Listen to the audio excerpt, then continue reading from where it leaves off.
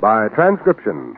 Another cup of Maxwell House coffee, George? Sure, pour me a cup, Gracie. You know, Maxwell House is always good to the last drop. That drop's good, too. Yes, it's Maxwell House Coffee Time, starring George Burns and Gracie Allen.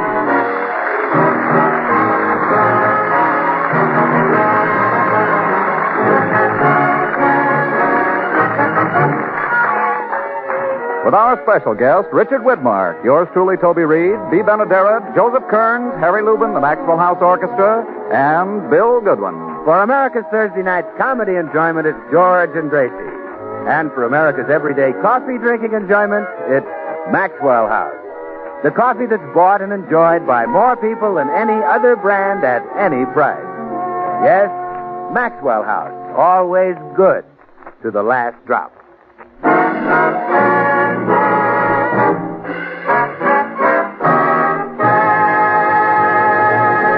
Well, this morning, Gracie asked George if she could drive the car downtown. George said no, as usual. So Gracie took it anyway, as usual. The car is now in the repair shop having the dents taken out of the fenders, as usual. And Gracie is being cross-examined by a suspicious George. Gracie, where's the car? The car? Yeah, where is it? Where is what?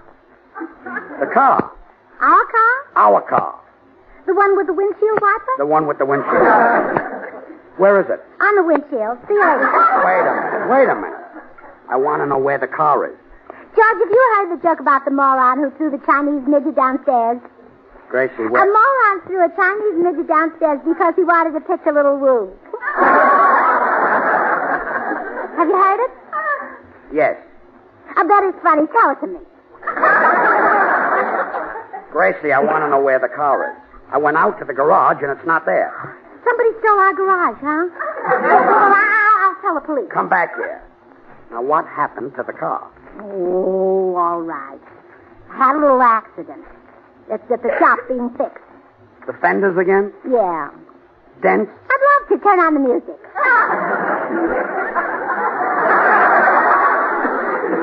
Look, I don't feel like dancing. Do the fenders have dents? Now, please. What happened? Well, I wasn't to blame, George. Another car ran right into me. Who was driving it? Nobody. It was parked.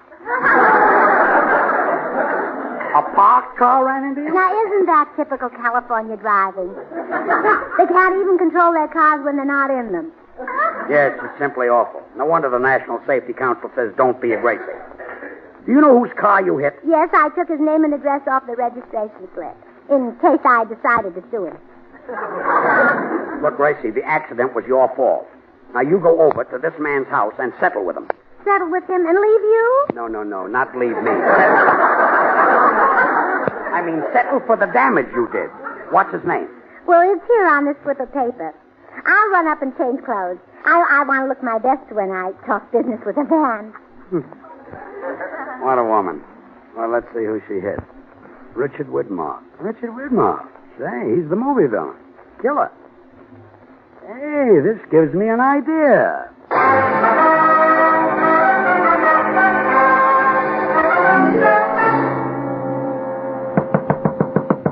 I hope Widmark remembers me. Hate to ask him for a favor if he doesn't know. Yes? Mr. Widmark? Yes, I'm Richard Widmark.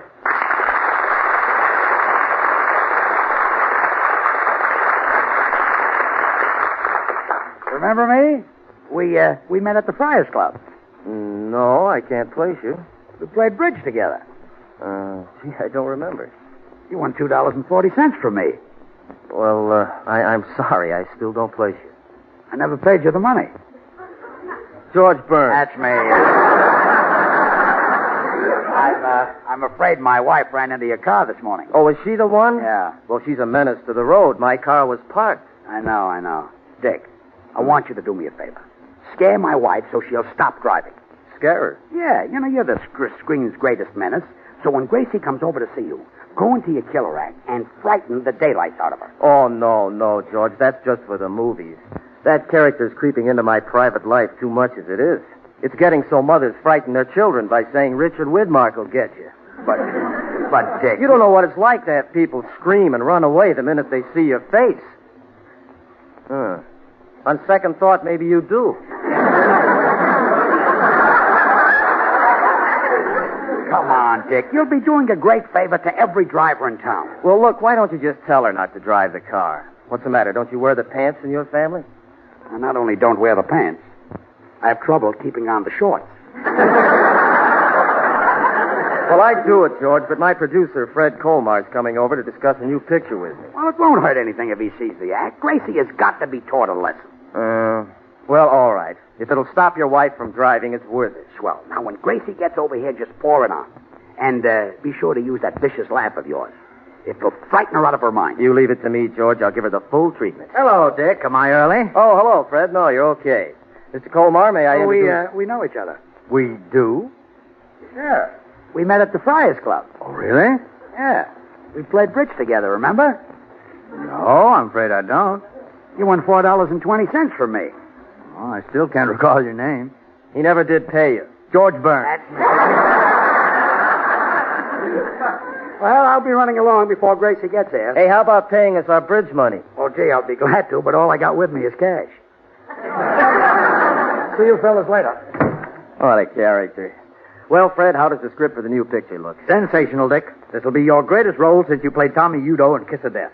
Why, at the finish, it takes 15 policemen to kill you. Hey, wait a minute. It might take 15 policemen to kill a guy like Humphrey Bogart, but I'm no Bogart. No? No. I want 20 policemen. Well, you shall have them. Oh, you're really going great guns, Dick. You just won the popularity poll at the Hatchapay. The Hatchapay? That's a women's prison, isn't it? Yeah. Yeah, the inmates voted you the man they'd most like to be in solitary with. Gee, I'm flattered. Oh, that must be Mrs. Burns. Now, get a load of this, Fred. I'm going into my killer character and scare the daylights out of her. Oh, Dick, have a heart. The poor woman will faint dead away. What's the idea? She bumped into my car, and her husband wants me to teach her a lesson. Okay, but I better get the smelling salts ready. Now, watch this. Mr. Widmark? Yeah. I'm Mrs. Burns. I'm the person who ran into your car. You are, huh?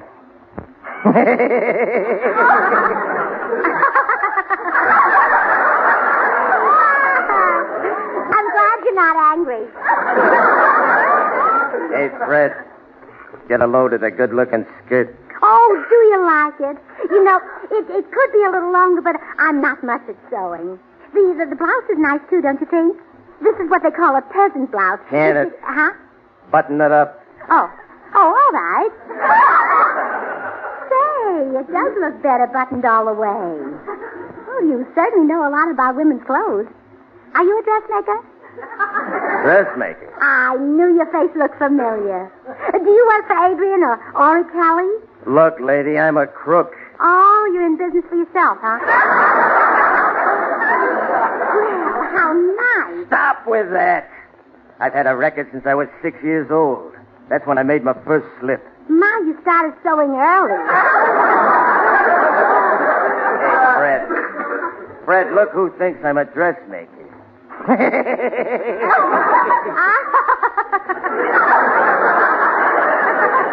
What are you laughing at? What are you laughing at? Nothing. Well, that's good enough for me. Oh, and now about your car. My husband will be glad to give you the money to fix it. I don't want his money. He'll have to pay me in blood. In blood? Yeah. They call me Widmark the Butcher. Oh, no, I think you better take his money. They call him Burns the Turnip. Oh, a wife's name, huh? Hey, Fred, give me a knife. There's a smart little skirt here I'm going to work on. Oh, would you? You know, I think if you let out the hem a little and pick up the... Quiet! What are you trying to do? Give me the needle? Well, if you like, I'll even thread it for you. You know what I'd like to do to you? No, what? I'd like to take you for a ride. Oh, please, I'm a married woman. And even if I weren't, I haven't necked for years. I'd be awfully dull. When I take a dame for a ride, we don't neck. Ah, you're pretty dull yourself. I'm talking about a one-way ride. I think I'll take you and your husband both. Oh, now that would make it dull. He's worse than either of us. What in the world would you do with it?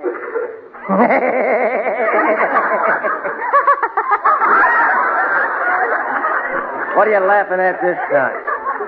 What are you laughing at? Nothing. Oh, gee, George will love you. You must sit in our audience some night.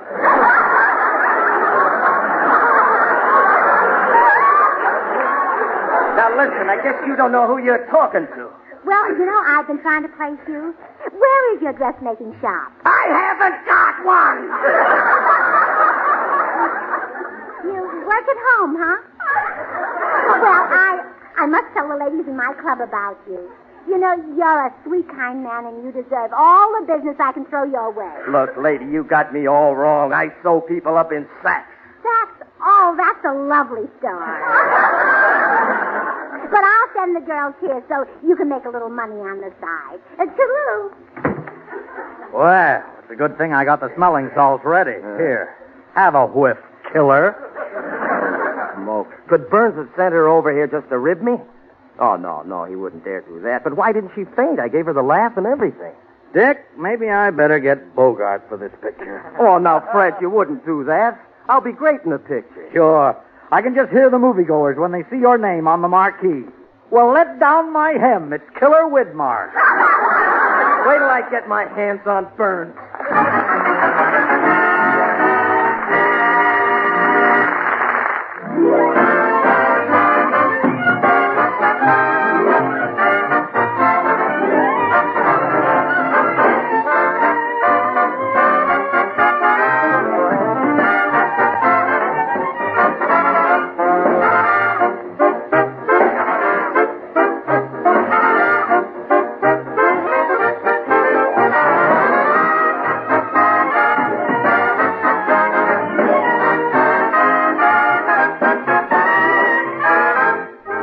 Can't you almost see the curtain going up when you hear the bright 2/4 rhythm of these unbeatable show tunes? Of course, rhythm is only one line on the conductor's score. For many musical elements must be skillfully combined to bring you the music you love at its best. Now lend an ear while we demonstrate. Here's a top tune from one of the greatest shows of all time. But can you recognize it from just this mellow harmony? Now we'll blend in a rich counter melody. And suppose we now add the vigorous rhythm. Well, if you're still puzzled, let's complete this lovely and familiar song by adding the melody.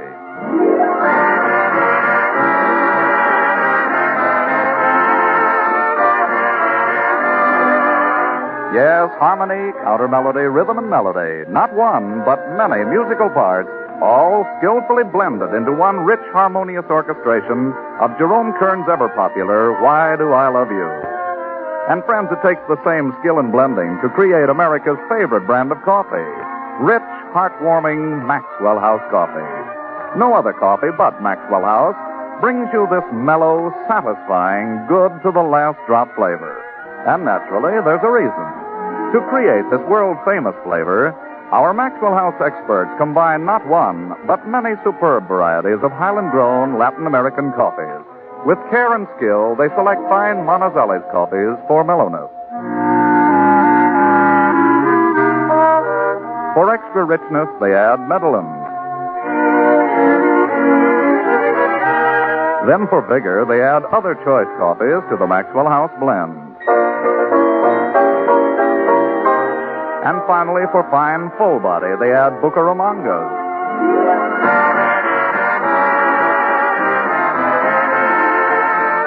All perfectly blended into one great coffee, radiant roasted to the peak of flavor perfection. And brought to you vacuum packed and roaster fresh. And because you folks on the West Coast really know and enjoy coffee at its best, Maxwell House is blended and roasted for you right here on the West Coast to satisfy your critical taste. So, friends, why settle for anything but the best in coffee drinking pleasure? Tomorrow, enjoy the extra flavor coffee, Maxwell House. Always good to the last drop.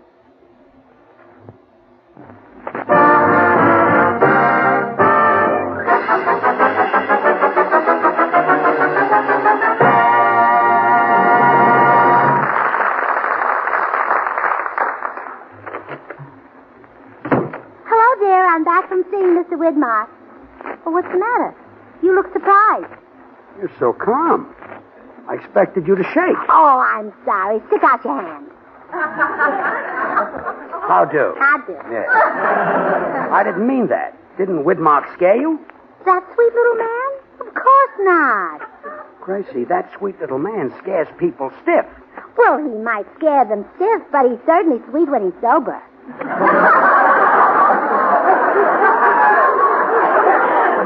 Gracie. He's so cute and jolly. You ought to hear him laugh. You know, if he weren't so skinny, he'd make a good Santa Claus. You found Richard Widmark cute and jolly? Mm-hmm. After I left his house, I went around and told my club members to send their dresses so he can let down the hems.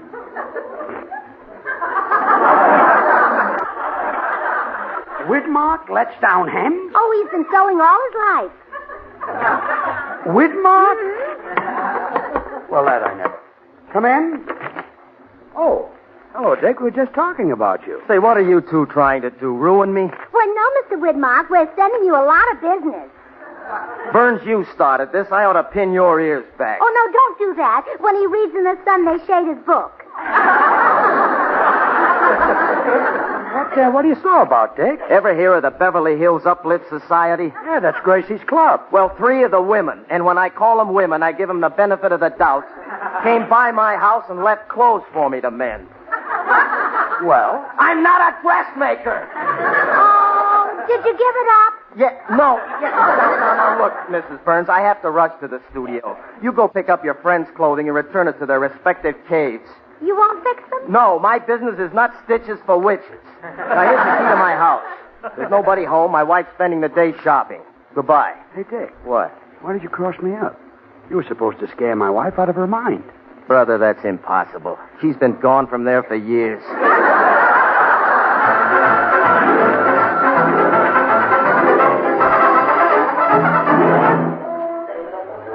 Now, where could Mr. Widmark have put those dresses? So hard to find things in a strange house. Well, hello. Hello? Who you? I'm Mrs. Widmark. How did you get into my house? Your husband gave me a key. How convenient. Yes, he didn't expect you to be here. I'll bet he didn't. Well, I'll only be a minute. I just came by to pick up the clothes the girls left here. Girls left their clothes here? Mm-hmm. Why are you surprised? That must happen all the time with a husband like yours. Well, I was about to look in this closet. Oh, yes. Your husband hung them in here. I'm glad he was tidy. Let's see. This blue dress belongs to Blanche Morton, the gray one to Clara Bagley, and this big one is Maggie Eppinger. There were 3 of them? Uh-huh. There would have been more, but we just found out about your husband this morning. Well, I'm just finding out about him now. After this, when I go shopping, I'll take King Solomon with me. Wait till I get my hands on him. Why, you sound angry with him. I wish my husband had his ability. But you... I know. You just can't teach old dogs new tricks. Look, I think you better take these clothes and leave. All right. Tell your husband hello for me. When he comes home, you'll get a salad bowl right over his head. Well, after you cut his hair, tell him hello for me.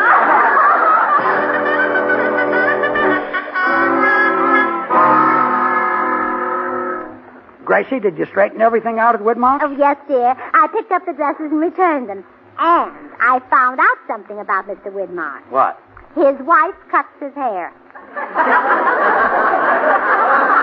No. Yes. She puts a salad bowl on his head. Well, good night. Yes. He must have a large head. I used a sugar bowl on yours. Yeah, well, I'm glad you fixed everything. Widmark seemed upset about something, and, come in? Oh, it's you again, Dick. Yes, it's me. Hey, you look upset. Is there anything I can do for you? Yeah, drop dead. What's the matter? Now, look, this morning I had a nice, shiny car, a good job in pictures, and a loving, trusting wife. Now my car's dented, my job's gone, and my wife won't speak to me. Oh, you poor man. If you'd come to us sooner, we might have helped you. Look, Burns, I'm a peaceful man. I've never even killed a rat. But I'm starting now. Come here. George, he's calling you. I'm not answering. I'm going to beat the stuffing out of you. Oh, that's not stuffing. That's all George. And you better not touch him. He fights like a wildcat. He does, huh? Yeah, he screams and scratches. Sick him, George. Stay out of it. Burns, I don't want to hit you in front of your wife. Let's step into the next room. I'd rather die here. Oh, George, you're not afraid of this dressmaker? Go in the den with him. Yeah. Ouch. Let go of me. You're hurting my arm. Stop dragging me. Stop dragging him, Mrs. Burns. Thanks. I'll take him in there myself. But, Dick, let's talk this over. Now, wait a minute. Oh, George will kill him. He's as strong as an ox. And he's twice as handsome. Oh, come in. Hi, Gracie. Is George around? Yes, Bill, he's in the den having a fight. What? That little coward? George isn't a coward. He never ran away from a fight in his life. Yeah, I know. He was always carried away. Hey, you're right. Maybe you better go in the den there and help him. Well, who's he fighting with? A bill collector? No, a dressmaker. At least he used to be. A dressmaker. I can handle him with one hand tied behind me and a cup of Maxwell House coffee in the other. Wait here and catch him as he comes flying out. Bill. Don't worry, George. I'll save you from this little hem stitcher. Turn around and face me, buttons and bows. I want to give you a chance to defend yourself when I knock your teeth down your... Ooh. Richard Widmark. Yeah. So you're going to knock my teeth out, huh? You're a big man. I like big men. They bounce when they hit the floor. I fool everybody with these stilts. Stilts. Bill, don't be a coward. Whitmark can't hurt us if we're together. Yeah, but he'll take us apart. I'll see you later. Come back here. If you're a friend of Burns, I think I'll include you in the massacre. Stand up to him, Bill, old pal. Let go of me, stranger. If he's a stranger, what are you doing in his house? Well, I'm a traveling salesman. Would you like to buy a farmer's daughter? Bill. Huh? Admit you're my friend. Oh, so he is your friend. Oh, sure, he's on my radio program. He tells people how delicious and mellow Maxwell House coffee is. Don't you, Bill? Maxwell House coffee? What's that? What's that? Why, you stupid nitwit. It's only the greatest coffee you ever tasted. Haven't you ever heard of the coffee that's good to the last drop? No, sir. This guy's a moron. I can't hit a moron. Why can't I think of these things? What's Maxwell House? Why, that's like asking, what's baseball? It's the most popular brand of coffee in America. Didn't you ever taste Maxwell House coffee? Yeah, what a schmo. There's nothing like a cup of Maxwell House to start off a happy day. What do you do to start the day feeling happy? Now, get out of here. You're a dope. I'm a dope, some dope. Saved myself a beating and got him to do my work. See you later.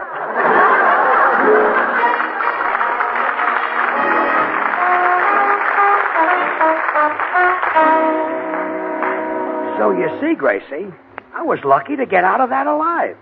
It wasn't until Bill left that I found out why Widmark was sore. You mean when I went to his house this morning, he was supposed to frighten me? Of course. He's the most sensational villain in the movies. And you made him look like a jerk in front of his producer. Well, I'll make it up to him. I'll go over and let him scare me right now. Oh, no. It's too late now. Oh, no, it isn't, George. Remember what Benjamin Franklin said? Well, what did he say? He said a lot of great things. Take your pick. Gracie, you're nuts. No, he didn't say that. He doesn't even know me. I'll introduce you to Benny later, yeah. Well, I'll see you later, dear. I'm going over and let Mr. Widmark frighten me.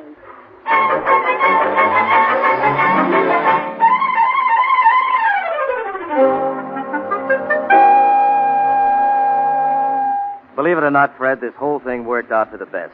I'm glad I lost the part of the killer. Now maybe you'll give me a crack at a romantic role, huh? You, a romantic role? Well, sure. That's what I did on Broadway before the movies made a villain out of me. I never liked playing killers anyway. Romance is my real racket. Oh, you couldn't handle a romantic role, Dick. All right, I'll prove it. Look, here comes Mrs. Burns up the walk. She even thought I was cute when I acted mean. When I turn on the charm, she'll think I'm a doll. Now watch this, Fred. I'll make Gable look like a bum. Come in. Ah, Mrs. Burns. Who need wait for spring now that you are here? The very flowers burst into bloom, warmed by the radiance of your beauty. I kiss your hand.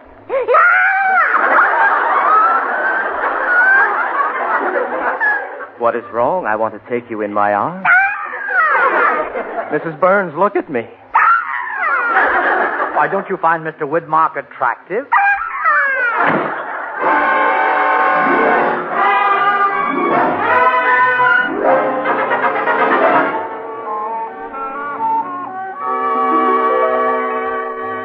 Well, George, I fixed up Mr. Widmark. Good, he's a nice fellow. I'm glad we straightened him out. Oh, yes, I guess he appreciates it, too. Here he comes up the walk with a present for you. A present? Mm-hmm. He must think you're quite an athlete. He's carrying a baseball bat. Something tells me that's not a present. I'm going out the back way.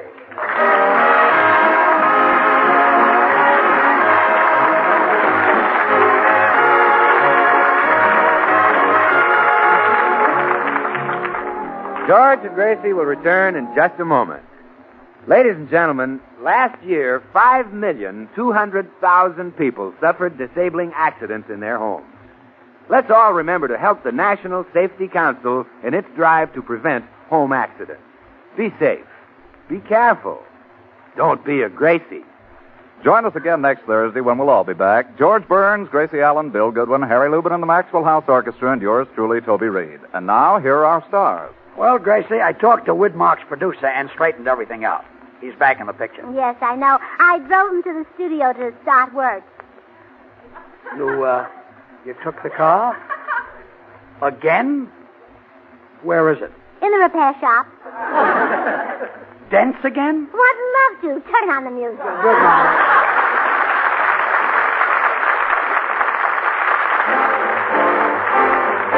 Good things. The easy way. Do you like good things the easy way? Then get instant Maxwell House coffee. So good. So good. True coffee flavor and fragrance, because Instant Maxwell House is not a so-called coffee product. It's all pure Maxwell House coffee in instant form. And so easy. So easy. Instant Maxwell House means great coffee instantly in your cup. No fuss, no muss, no bother. Today, try Instant Maxwell House. Instantly good to the last drop.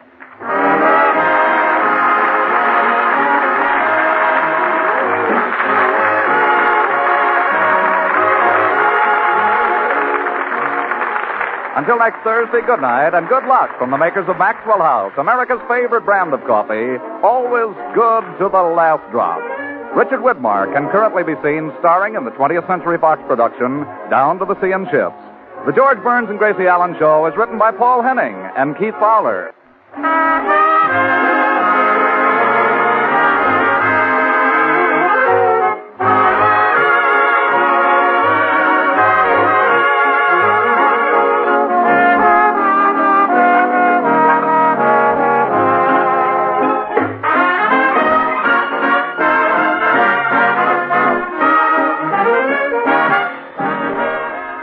The preceding program was transcribed.